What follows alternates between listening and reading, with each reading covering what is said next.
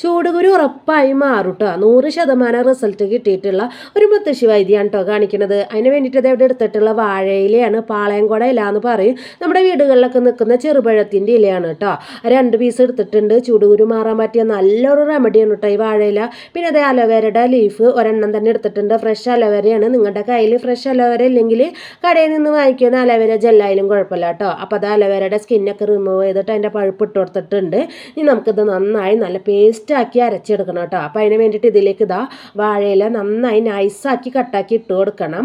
എത്രത്തോളം പേസ്റ്റ് ആക്കണം അത്രത്തോളം പേസ്റ്റാക്കി എടുക്കണം കേട്ടോ. വാഴയില അരഞ്ഞ് കിട്ടാൻ കുറച്ച് പണിയാണ്.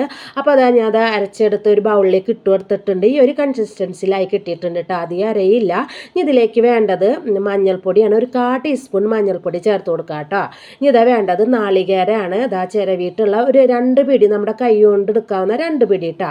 ഇത് എടുത്തിട്ടുണ്ട്. ഇനി ഇതാ കൈ കൊണ്ട് തന്നെ നമുക്ക് പിഴിഞ്ഞെടുക്കാം. ഒട്ടും തന്നെ വെള്ളം ചേർക്കാതെ ഇതുപോലെ കൈ കൊണ്ട് പിഴിഞ്ഞെടുക്കുക കേട്ടോ. അപ്പോൾ ഈ റെമഡിയുടെ പ്രത്യേകത ഒട്ടും തന്നെ വെള്ളം ചേർത്തിട്ടില്ല.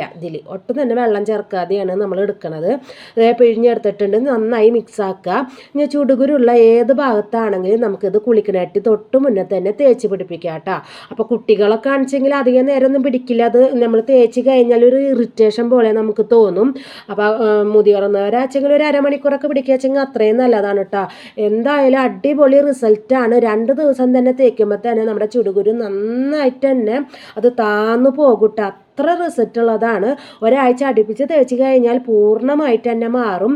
പിന്നെ ചിലവർ ഇത് അരച്ചിട്ട് നമ്മുടെ കുളിക്കുന്ന വെള്ളത്തിൽ ഇത് കലക്കിയിട്ട് നമ്മളിത് കുളിക്കാറുണ്ട്. അങ്ങനെയും ചെയ്യാറുണ്ട് കേട്ടോ. അപ്പോൾ എല്ലാവർക്കും ഇഷ്ടമായി വിചാരിക്കുന്നു. സപ്പോർട്ട് ചെയ്യാം.